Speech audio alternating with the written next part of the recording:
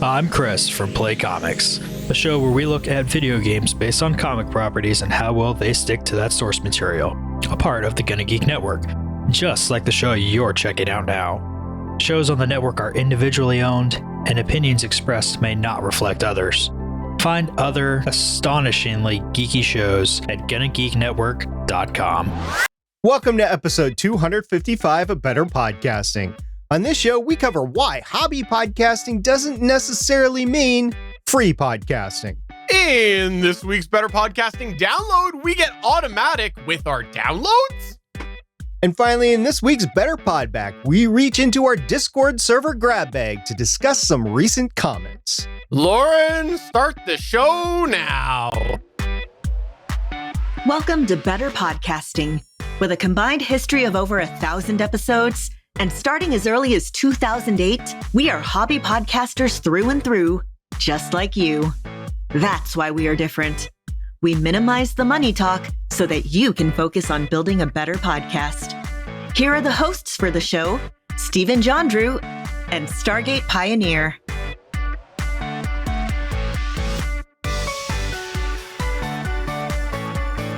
Welcome to episode 255 of Better Podcasting. I am Stephen, and with me, of course, is the fantastic SP.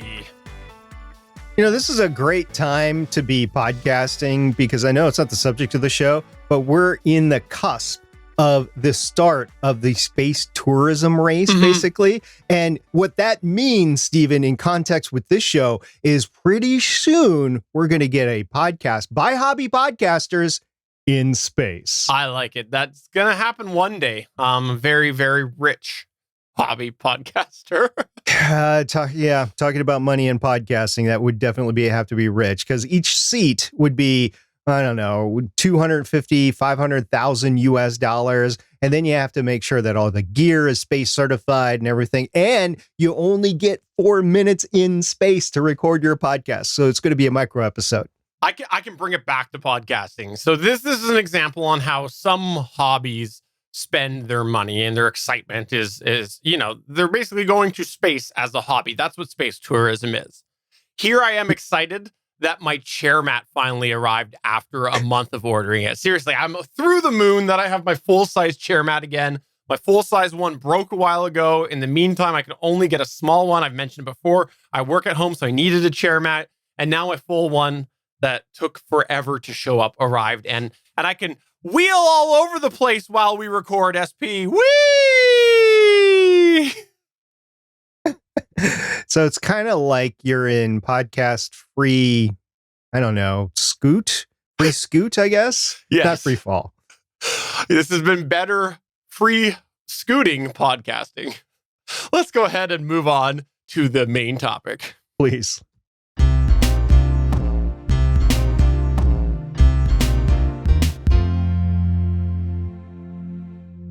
In recent episodes, you may have noticed that we've been focusing a lot on some of the more recent changes in the world of hobby podcasting.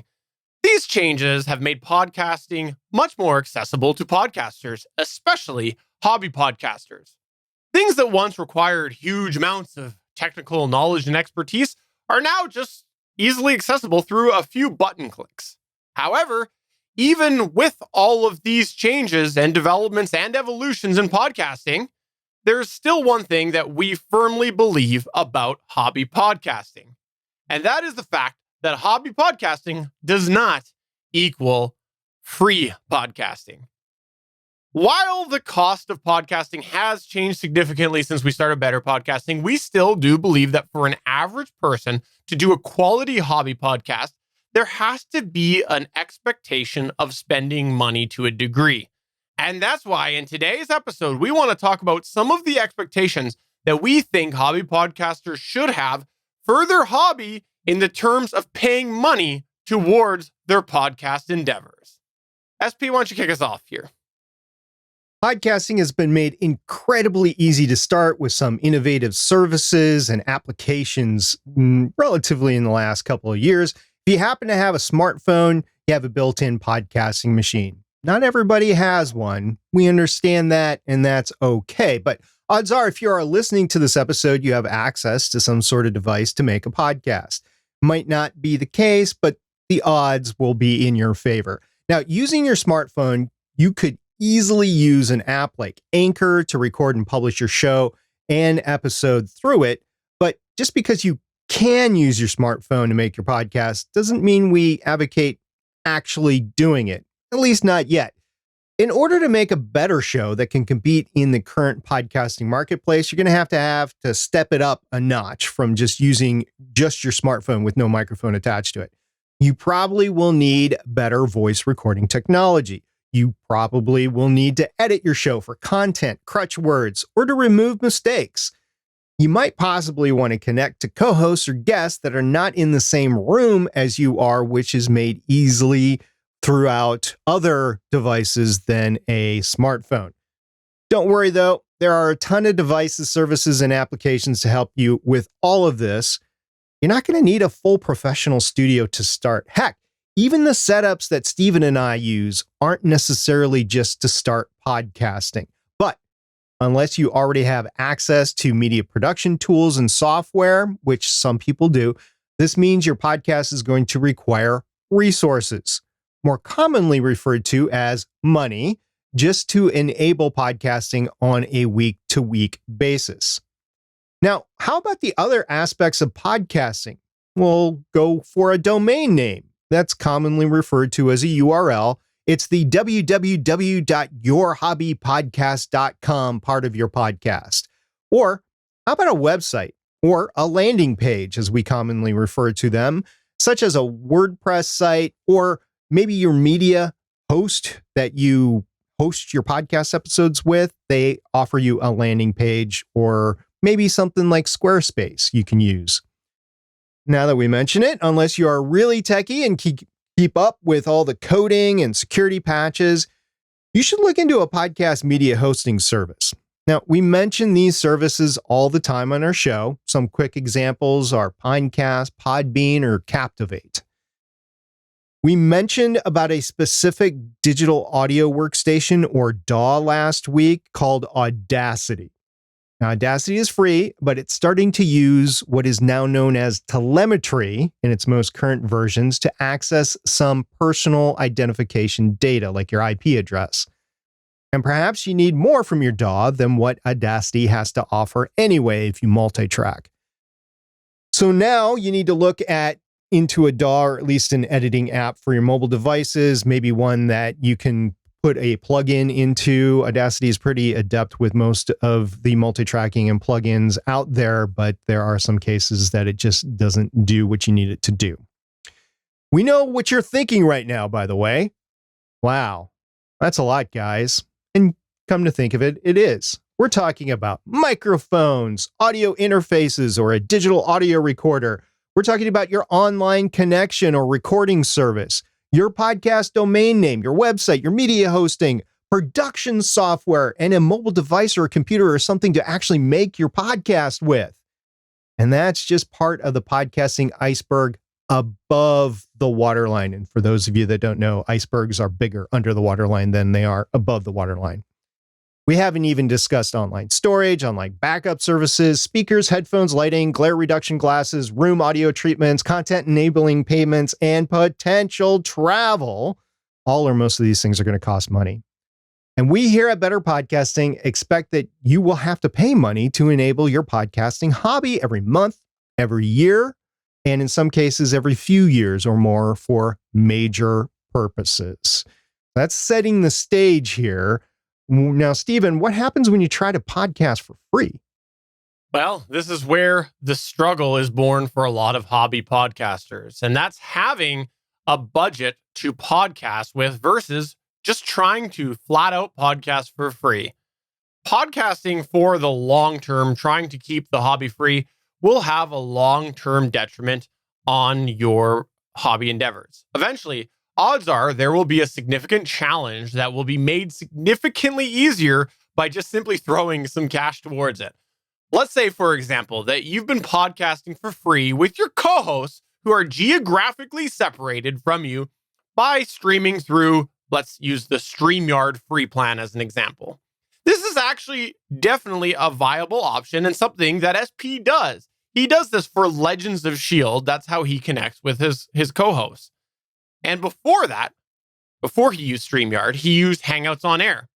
And before that, SP used Blab.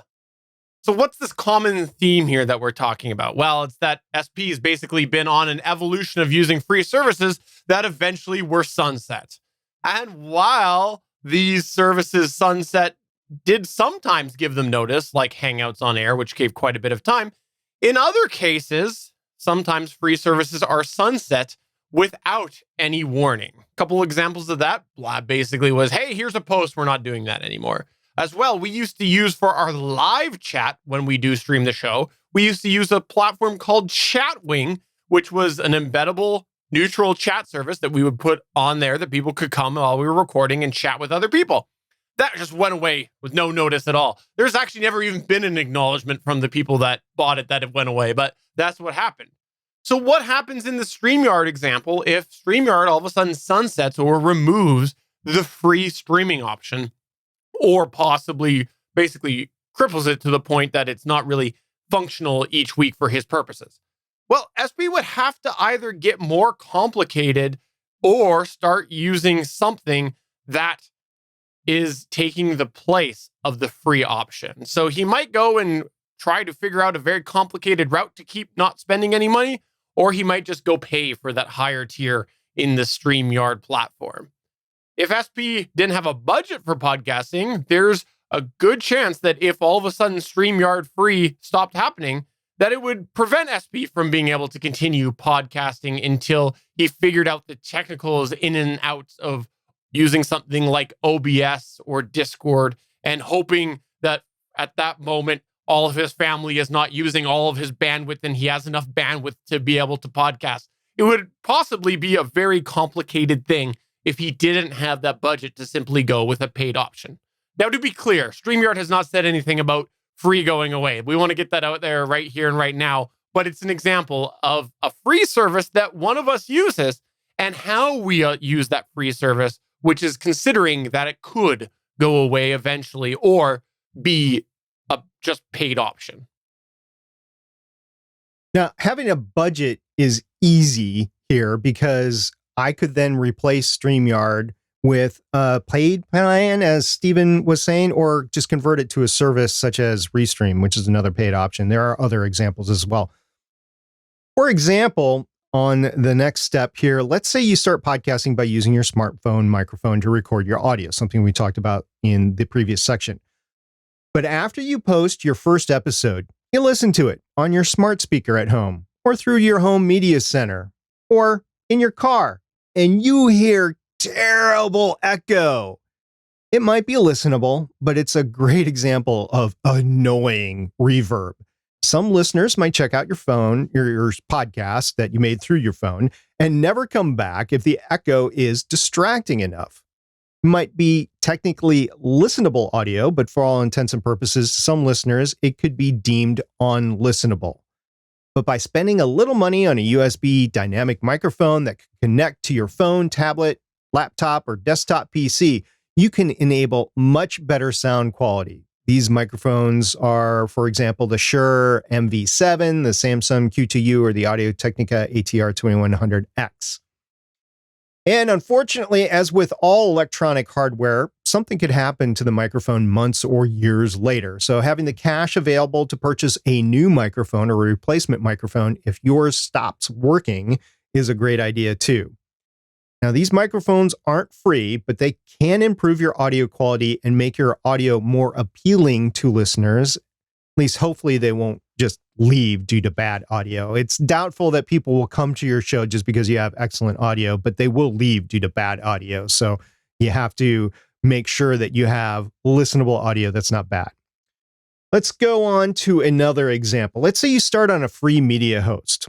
Now, a few weeks or months later, the dreaded terms of service for that media host changes, or maybe the free plan is discontinued, or maybe the service goes away completely. All have happened recently in the last, I would say, 18 months, actually. You can spend time moving your podcast to another free media service, hopefully being able to put in place an RSS redirect, and hope you don't lose any subscribers in the process, and hopefully they fit into your existing workflow without requiring significant modification when you move to the new media host. Or you can just maximize a more limited plan on a reputable media host, such as the lower tier plans on Libsyn or Podbean. Now, while Libsyn does have a limited plan, it's $5 a month. It is limited in its functionality and the amount you can upload every month. Similarly, Podbean has a $9 a month plan if you pay it all in front for the annual purpose. And if you don't, it's $14 a month. And it is still limited. You only can upload 5 hours of audio every month with that. Now, both of these services have been stable for years. And while nothing is for certain, both companies will probably be in existence for a few years yet to come. So we would recommend budgeting for a paid podcast media hosting service each month or every year and avoid the hassles and uncertainties of a free podcast media hosting service. Now, one of the biggest examples we see in hobby podcasting is sudden hardware problems that emerge in a podcaster's studio. One day your equipment is working fine, and the next minute it's not working at all. It's kind of like podcasting with Steven. One minute he's adding productive commentary to the subject at hand. The next minute he's off the rails talking about moose, meese, maple syrup, and moosey maple syrup, and sometimes meesey maple syrup.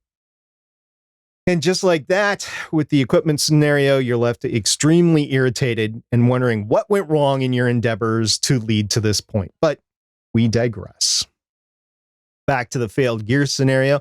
Let's say instead of sitting down and taking the time to troubleshoot which piece of equipment actually failed, the podcaster in question just assumes it's the cheapest piece of gear in their setup and just orders a new one. Although in some cases, this might actually work since cheap gear tends to fail more often. In most cases, the failed hardware is actually something else. A good example is a podcast who is having audio issues and decides to replace their cheaper one-channel, let's say it's $100 USB audio interface. But as it turns out, the real issue is with their $200 DBX 286X. I feel like you're drawing from personal experience there about the failed DBX 286. I have had a failed DBX 286S, but I did actually go back and troubleshoot to find out what it was. You did. I did. Yes. Okay. So now for our example, though, the hobbyist who was trying to save $100 by getting a new audio interface ends up paying a total of $100 more to solve the true issue for a total of $300. All new equipment, but end up paying $300 versus just the $200 for the new DBX 286S. Plus, the podcaster now has one too many audio interfaces. Now, taking the time to troubleshoot and replace the actual failing piece of gear, even if it's more expensive, ends up saving the hobby podcaster more over time. And more importantly, allowing yourself to accept that it might not be the cheapest thing to fix the problem. Now, we are both great examples of trying to podcast on the cheap, right, Steven? Yeah, if I recall correctly, it took you many, many years to move from a certain starting headset. Is that right? That's right. When I first started podcasting in 2011, I used a USB chat headset for a few years, and the real podcasters that I was co-hosting with or guest hosting with were really annoyed, and I just didn't understand at the time why they were. But I actually went to a dynamic microphone a few years later, and everybody was like, oh, everybody was happy. Now, while I did that, Steven is the cord splitter king, or at least he was. Yes, absolutely. I for a long, long time, refused to invest in a proper piece of equipment. We won't specify what it was. Instead, opting to use lots of different splitters and different adapters and different cables that should never have been in an audio situation, but they were. And eventually I said, this is silly. Let's get some real equipment, maybe a headphone amplifier and some other things.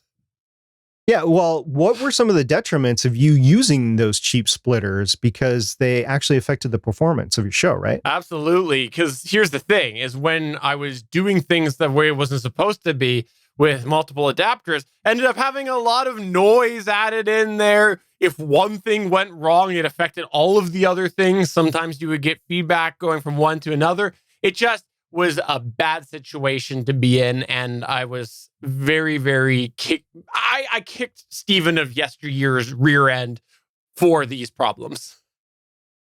So by using the right equipment, like a multi-channel audio interface or a multiple channel headphone amp or an honest to goodness power strip versus the wall warts that you were using back in the day, it can actually give you the correct capability and output from your hardware. But let's move on to another consideration where hobby podcasters might try to save money in the wrong place. Let's flip back to an earlier example, media hosts. Let's say you actually do have a paid podcast media hosting service. And let's say you podcast in seasons. After your first season, you decide to take a couple months off while you take some time off and plan season 2. During this time period, though, you have this great idea on how to save money and stop paying your podcast media hosting service. In turn, your podcast media hosting service deletes your account, including your RSS feed. So all your episodes, your RSS feed, everything. A few months later, you try to log back into your account, pay your bill to start up season 2, but your account isn't there. And somebody else took your RSS feed and you can't get it back. So just be aware, if you don't budget in to maintain your podcast, it is going to cease to exist. Now, I am able to maintain my older shows through Libsyn accounts by changing the plan to the lower $5 a month plan. You can go up and down the tiered plans in Libsyn every month. They'll let you do that. And Stephen, your option is to maintain your podcast by self-hosting, although you do have to pay for that hosting fee. Yes, which again, if you're only serving up a small amount of traffic, then you can maybe scale back the web hosting. It's the same idea. And we're talking about shows that are in hiatus or have closed or pod faded or whatever. So either way, by paying for your podcast hosting, even when you are on a break, saves you from so many issues later. I hear a lot of examples of people wanting to get back into podcasts years later, and they find out that they can't recoup their old show because it's gone. Now, the last example we'll get in today is promotion. Now, we've hit promotion pretty hard in 2020 and 2021 for the hobby podcaster. We talk about it quite often. Simply put, the days of free promotion and the exposure are gone for the free social media areas. Now, while you probably still do need some sort of social media presence, and these accounts should all be free, by the way, more than likely, you will have to spend money on targeted promotion opportunities. And this is like commercials on other podcasts or ads placed through podcast listening apps. I wouldn't recommend this per se, but you could put an ad on a social media service as well. Or you can pay some celebrity to hawk your stuff, whatever, put a billboard up, whatever. It's going to cost you money to do any of that. If you want to grow your show in 2021, you'll end up spending a little cash, which is the opposite of free podcasting. You are going to have to spend some money on promotion. So, Stephen, while we've been talking about you have to spend money on your hobby podcast, we do think it's okay to explore how to save money. Absolutely. Because as much as we've tried, money does not, and sit down for this one, but money does not, in fact, grow on the hobby podcasting tree. Ooh, I didn't know that. Right. You probably haven't even planted your hobby podcasting tree yet either, but I don't know how to. It's digital. How do I plant a tree digitally? I've tried, and the money is not growing. And I know. You have to do it on Farmville, which doesn't exist anymore. That's true. Also, by the way, my illegal moose maple syrup smuggling business also isn't working out. So another source of easy revenue also gone. I would think that would be a sure thing up in Canada. And also, as an FYI, even well-off professionals who are doing podcasting or, hobby podcasting, even though they're well-off, they only have so much money that they can spend or dedicate to their podcast show. So really looking to save money is a worthwhile option, especially for hobby podcasters. But we just want to say, don't put your show into paralysis because you are looking to reduce your show's budget so much that it hurts you instead. Now we know what you're saying. You're saying, Stephen and SP, but podcasting is a hobby of mine. How does that stack up to other hobbies? And if you're not saying that, just go with us on this. It makes for a better script. Yeah, you just pretend you are, right? Yeah. Well, let's run through some other hobbies that some folks might have that also cost a couple of maple syrup scented dollars. I didn't even know that was a thing. Okay. The first one that comes up, it was skydiving. So how much does skydiving cost? And it turns out it's about $250 or $300 a jump. And that is if you're certified to have your own equipment, whatever. That's literally taking the ride up on the plane. You jump out and that's what it is. So some people like to skydive. That's what it is per jump. And some people do multiple jumps per day. Some people just do one jump a week or one jump a month or something like that. It is weather dependent, but okay, we're talking about real cash that starts to add up over time. Wine collecting. I'm old. I hear a lot about wine and finer wines and people going to wine tasting and stuff like that. I'm like, what happened to you? All of a sudden we're talking about wine. And then I was like, okay, so how much is that bottle of wine? My coworker said $1,000. Just said $1,000. Okay, we're older, but it's still a hobby and it's costing $1,000. Meanwhile, to increase my HDL cholesterol by my doctor, was told to have 1 glass of red wine per night. What do? The $20 box wine. So no $1,000 bottle of wine for me for that. Just $20 box wine is fine. Now, I have gone to professional sporting events before, definitely pre-COVID. I haven't ever had season tickets, but I bought a lot of individual game tickets. So what's the major sport in the United States? We'll go with the NFL. So assuming that you can go to an NFL game this fall in 2021, the average price of a ticket that's not scalped is $100 per ticket. So if you go with somebody else, it's like $200.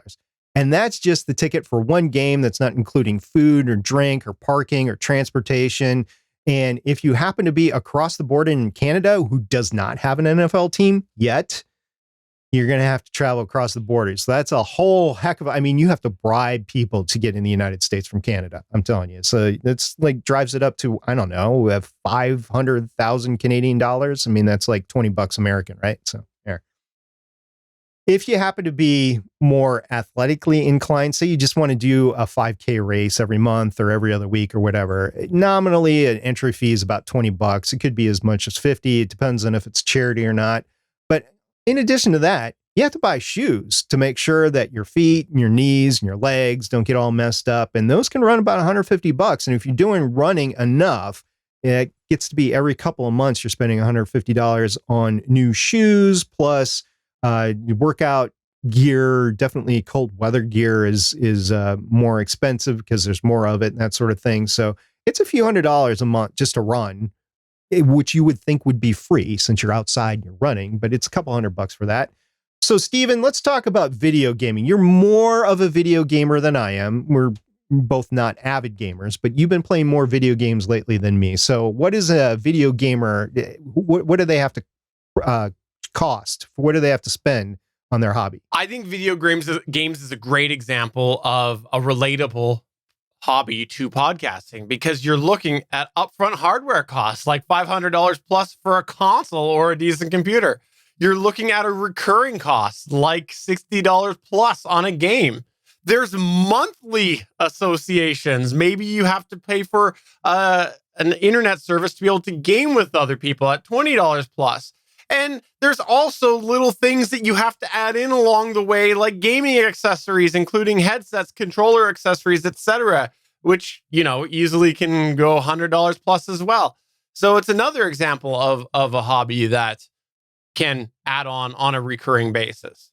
Another hobby that we like to talk about as well is weekend RVing. If you're really a dedicated weekend RVer, you're looking at $20,000 plus for a trailer. You're looking for more to pull the trailer by, say, buying a truck or something. Not to mention the gas or the campsite fees, outfitting the trailer, and of course yourself. You got to look good as you're going camping. You got to have the propane, and also you got to pay for those apology gifts when your neighbors end up really angry at you and the adjacent campsites because your kids have been up all night fighting and you can't get them to stop. So all you do is you raise your voice, and now you're the one that everybody's hearing across the campground. I digress. Sorry. So, Steven, just a little parental advice there. Benadryl in their drinks at night. That'll put them right out. They're fine. No comment. So something that I've talked about before is sailing. So how much does sailing cost? Well, it depends. But let's just say you're on the ocean. You want to sail around to get a decent boat that's not going to kill you and is decent for like a weekend trip, kind of like an RV. You're talking nominally $50,000. But let's not get too far into this one because I can talk all day about it. So we won't go too far in depth on there. Let's talk about golfing. I know there's a lot of golfers out there. I'm not personally an avid golfer, but my son is. So you're talking about golf clubs, talking about going out to the driving range. You're talking about the 19th hole bar tab after you get done, right? You're talking about tee times to begin with.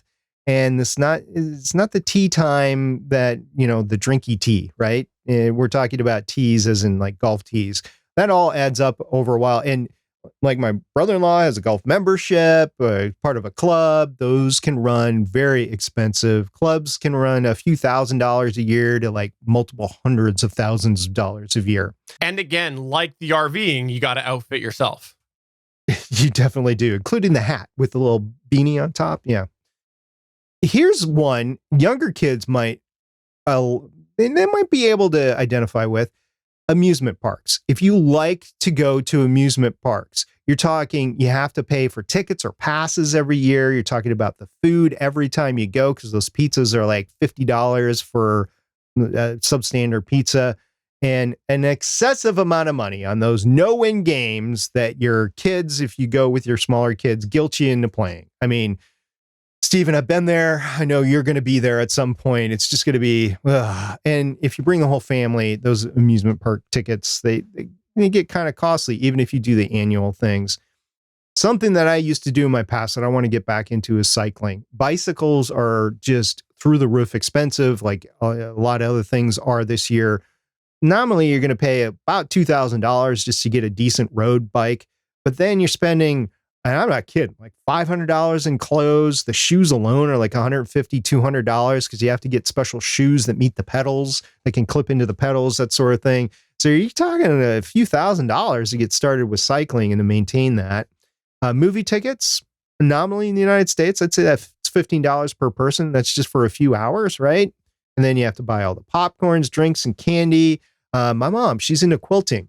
She needs a new sewing machine or a good sewing machine for that, a quilting sewing machine. So you're talking like $1,500 for that, not to mention the material. Material was expensive before COVID. So there's that. Photography. A lot of people are great photographers, but that is one of the most individual, expensive hobbies that I know of. There are camera bodies, lenses, production software, which, by the way, the production software can stack up much higher than the average pay audio DAW that a hobby podcaster needs. So for photography, yeah, you can get a starter camera for a few $100s, but if you're really into the hobby, you're spending a couple $1,000s every year on hardware and then software and the software licenses and stuff like that. Wait, we're not done. Woodworking. We have listeners that have woodworking podcasts. Woodworking requires tools. Tools are expensive, especially if you go to power tools. You're talking like thousands and thousands of dollars. Now, why woodworking, you can start off with simple hand tools. It escalates everybody that I've talked to the point where they end up spending a heck of a lot of money. Motor racing, I've, rebuilt an engine several times. It's still not working, but I've rebuilt the engine. I know how expensive this hobby can be. Just the cars alone cost a few $1,000s, not to mention the engines.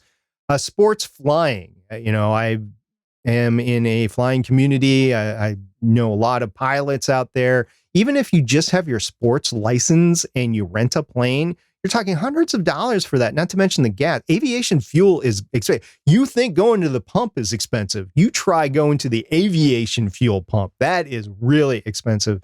And if you do it enough, you think about buying into a plane. I have a guy I went to college with that just bought a house on an airstrip. I can't imagine how a more expensive that might be than a normal neighborhood, just because it's a collective maintenance onto the actual airstrip itself. Not that the house is that much more expensive.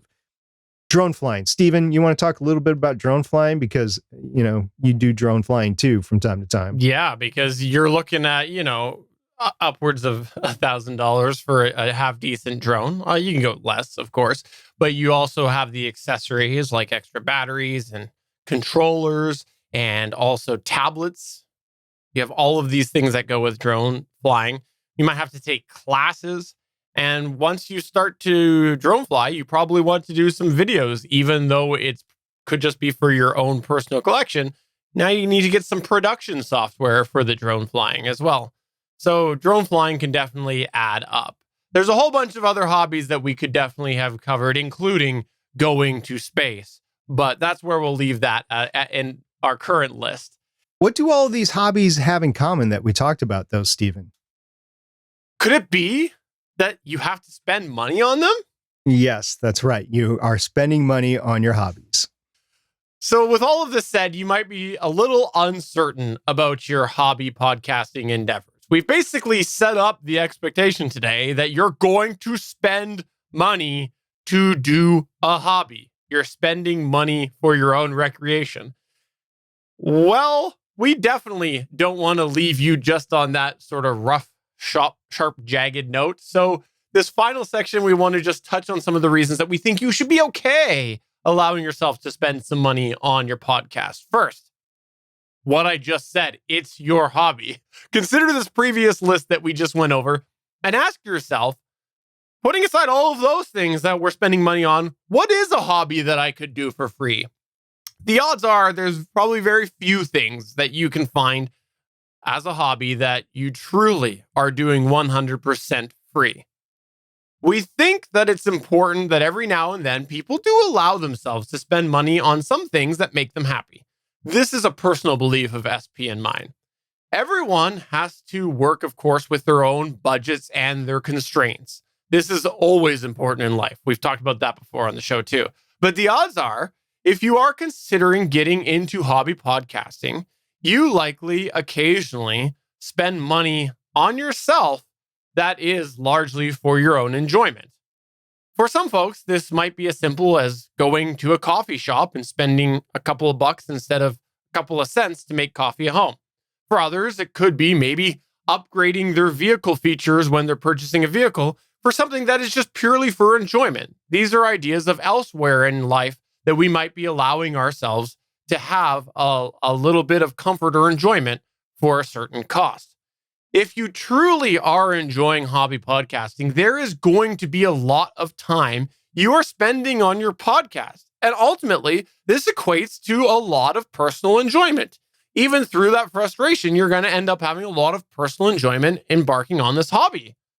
If you're making an active effort to budget your hobby podcast according to your personal needs, we would encourage you to calculate the amount of time that you are spending with your hobby of podcasting. And since we always say you need to prioritize having fun, we think you should look at it from the perspective of how many hours of enjoyment am I getting out of hobby podcasting? When you stack up the cost of hobby podcasting versus the amount of hours that you are getting in enjoyment by hobby podcasting, you'll probably find that a well-budgeted podcast is probably one of the better bangs for the buck that you will get out of hobbies. SP mentioned a few earlier where you're going and you're spending a couple hours and then you're done for the month. With hobby podcasting, you're getting so many hours each week in your hobby. So think about the cost compared to those hours. We also think that having this focus can keep you enjoying your podcast and further potentially save you money in the long run. What we mean by that is, for example, let's say that someone is feeling really resistant to spending any money on their podcast whatsoever. They might spend hours trying to research for an editing program that is completely free, but in their end, their research might not lead them to all the things that they need out of that editing program. But if they considered this idea of, well, I'm spending money for my own personal enjoyment, maybe they would have been willing to spend a few dollars relatively speaking, on some other options. And now they have a whole bunch more selection available to them. And that might have saved them all of that research time trying to look for a free solution. Additionally, I can really speak to this. Sometimes cheaping out does cost you money in the long run. This is one of those things where sometimes if we cheap out up front, we find eventually we actually have to spend more money later to get what we really kind of knew we wanted up front, but then settled on a cheaper option. And then that first purchase goes to waste. I'll have a bunch of cables behind me, a bunch of small adapters, a bunch of small capture things that I should just go recycle or let my kids take apart or something because I replaced them because I tried to cheap out up front. Now, as it turns out, spending money on a hobby podcast is a delicate subject. We know this because we've been talking to our listeners over the course of the last 6 years. So we know that spending money on a hobby podcast can get to some touchy comments. From computer programs and mobile apps designed to help your production processes to services actually used to distribute your episodes to the hardware used to record hobby podcasters are always looking for a great deal, and it's generally free that hobby podcasters are looking for. But sometimes it's worth spending money on your show to enable the production or to make the whole process easier. Most other hobbies require you to spend money on them as well. Why should podcasting be any different? Just make sure you are spending your podcast budget in the right places, and a little will go a long way, especially with podcasting, as Stephen just mentioned. So with that, what experiences do you, as a listener here, have with trying to avoid spending money on your podcast? And what did you ultimately have to do about it? Was it positive? Was it negative? Please let us know. You can contact us. podcast@betterpodcasting.com is our email, or you can join our Discord server conversation at betterpodcasting.com/Discord.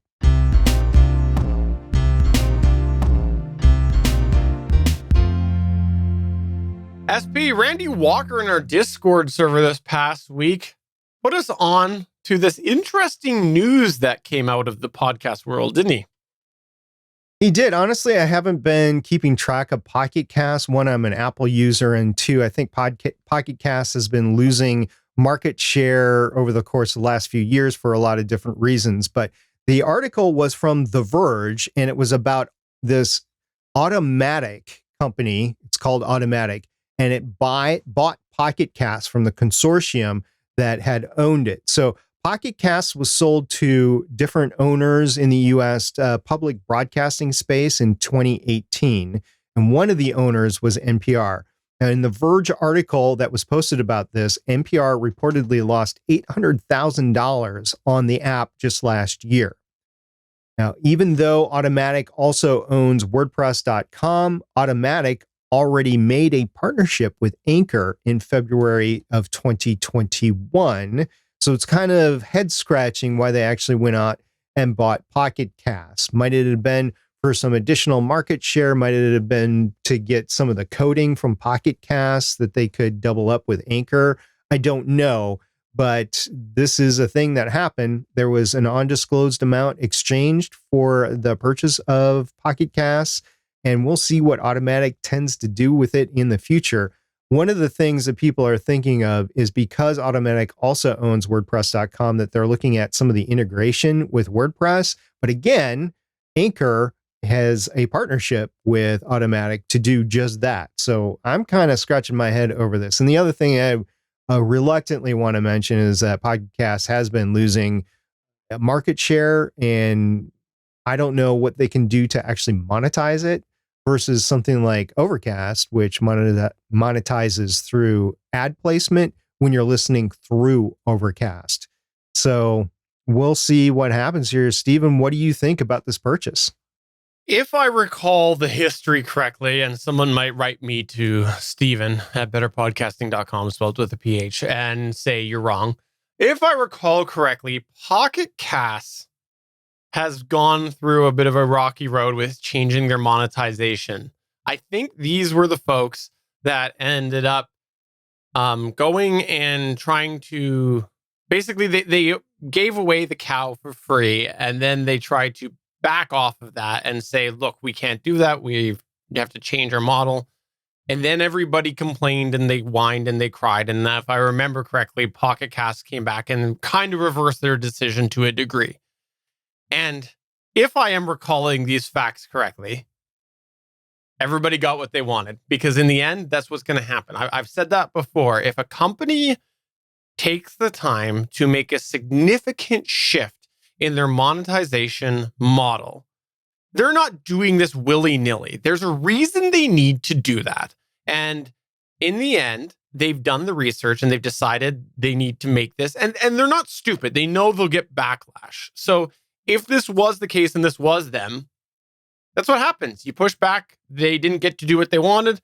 And now they're losing money, as was said in this article, which is, again, probably why they tried to do that shift.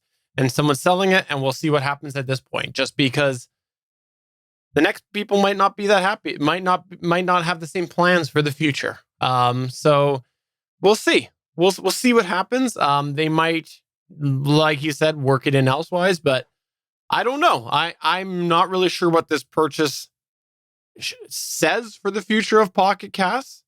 I think it's something that I'd definitely be aware of if I was using Pocket Cast quite a bit, especially given the history that I believe I'm recalling correctly. And if I'm wrong, then I'm wrong and sorry. Tell me where I'm wrong. I seem to recall the same things that you're talking about. And a lot of people had been using Pocket Casts on Android as their primary podcast listening app. And I think a lot of people changed from Pocket Cast when they went to, Pocket Cast, if I remember correctly, had a premium on the premium version. And then it was a one-time fee, but then they went to, no, we need you to pay like annually or something like that. And there was a big backlash, and it's something like, okay, no, you can have your premium version or whatever, but then they're not making any more money for revisions or any revenue at all. I think additionally in the Android space that there are other options available that aren't these niche apps. Like on iOS, you have a lot of different apps, but the two biggest ones that I hear of is the Podcasts app that's inherent in iOS, and then Overcast. I know there's others, but those are kind of like the two big ones. Over on Android, now with Google Podcasts, which is inherent in the operating system on Android, I was scratching my head for a while going, I don't understand why any app would really succeed. And this includes Stitcher, which was available on iOS, but it was made popular because it was available on Android. And for a while, it was like the way to get podcasts on Android. But you've got Stitcher, you got Pocket Casts, you got a few other apps out there on Android, and they're all competing with the big boy. They're all competing with Google, which I know we have issues with. But if you're an average user of an Android, the way you might listen to podcasts is through that Google app. I'll take it another level. I think Spotify has a huge amount to do with this. Just because we've seen the way that they're playing with Apple when it comes to competing. And that means there's people using it. And so if they're doing so well in podcasting that they're competing with Apple, then think about the market share that they've stolen from Pocket Casts. And this gets into the revenue generation part of podcasting now. And as hobby podcasters, you got to think about, where are people listening? If they are listening through Spotify, and a lot of people are, then they're paying to get into that. And so Spotify has some revenue to have your podcasts on there. Now, Spotify does have some agreements with podcasters out there that are exclusive to Spotify, and Spotify pays them. But you or me, our shows are on Spotify. It's free content for Spotify. For you and me, it's a distribution place where there's a lot of listeners. So we want our hobby podcast out there. We're not going to get paid by Spotify any legitimate amount to really have our shows on there.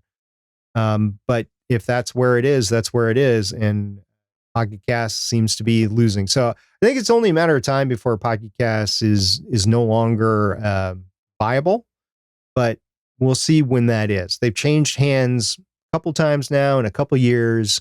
There's COVID in there. So we'll see in 2023, 2024 where Pocket Cast is. Well, I wonder what our listeners had to say about this. This is where we here at Better Podcasting turn the show over to you as we run through some of your feedback.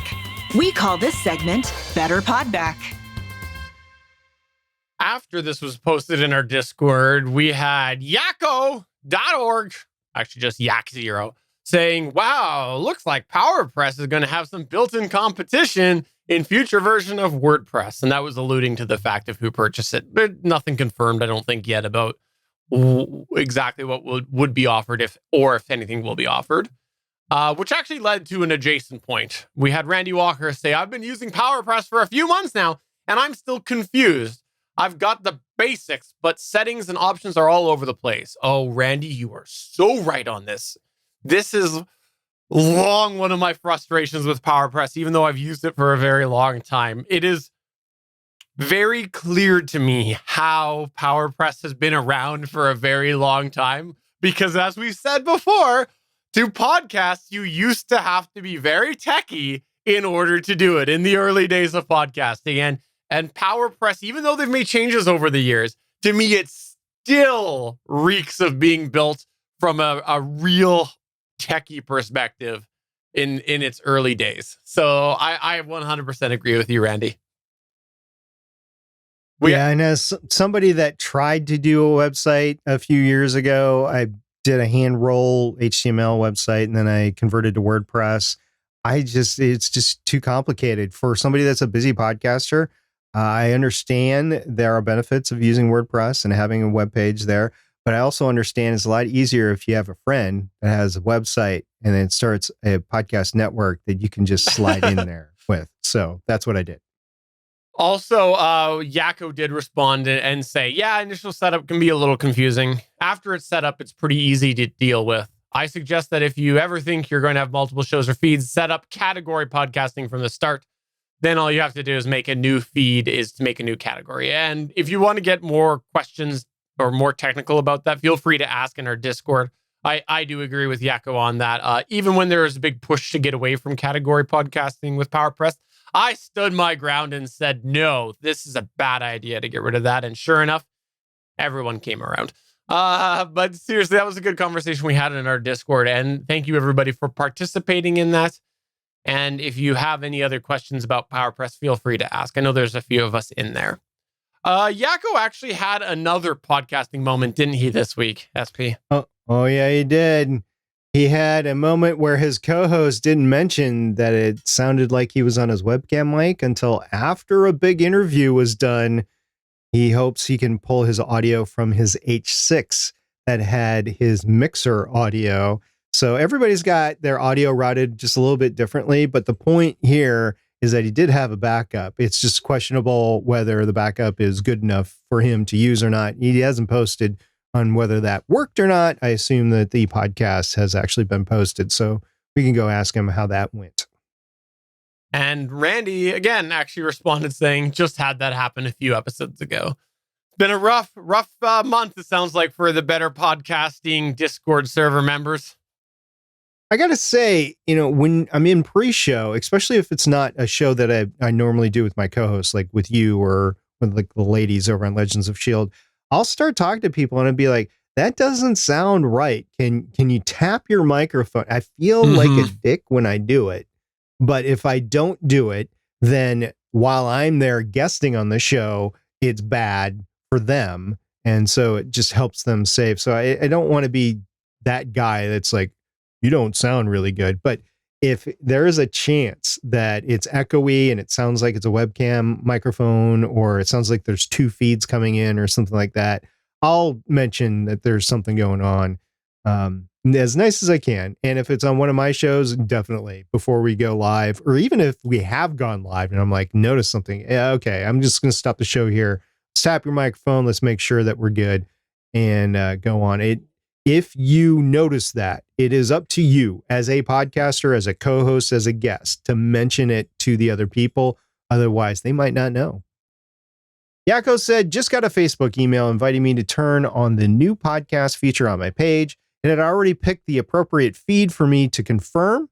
just waiting to see it show up. I wonder if it will be with the next episode or just needs some time. And this gets back to Facebook said that they were going to play nicely with podcasts inside the Facebook architecture. So I think it's time to go back into our Discord and ask how it's going for everybody that did this. I, of course, don't have a Facebook account, so how would I know? And the last thing that we wanted to mention came from our live chat.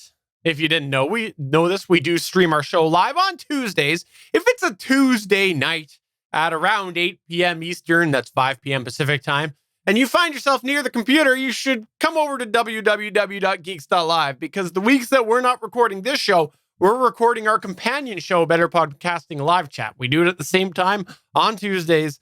So come on by every Tuesday at 8 p.m. Eastern time. And as we were going through the list earlier about some of the hobbies and the costs associated with it, we had wonderful Johnny Pennington, who pointed out that twiddling your thumbs has a very low entrance fee. And he also pointed out that whittling is also not too expensive until you cut yourself. I bet you something like grass chewing might actually also be in that area too. That's true. That's true. I didn't think about that. You could chew grass as you're whittling. There's two hobbies rolled into one, make both better. It's true. It's true. All right, well, that's going to go ahead and wrap it up for this episode of Better Podcasting. If you got something you would like to say to us, please get in touch with us to podcast@betterpodcasting.com or come to our Discord server at betterpodcasting.com/Discord. That's spelled DISCORD. As well, if you didn't know this, SP and I do a geek show, a weekly, with our wonderful co-host, Chris Farrell. You should check that out. That's called the official GonnaGeek show. We talk about some of the latest geeky things and some of the geek adjacent things. For example, on last night's episode that we recorded, we talked about the electric vehicle market, because it's sort of something we've covered over the last many years. So come over and check that out if you want to hear SP and I talk about non-podcasting things. Chris, by the way, our co-host, Chris Farrell, he is the star of the show. Let's make that clear, though. Absolutely. Wouldn't be there without acknowledging him as the star of the show. So for episode number 255 of Better Podcasting, I'm Stephen Jondrew saying, man, now I got to get into some grass chewing. I'm SP saying, make sure you have fun with your hobby. We'll see you everybody next time. Bye. See ya.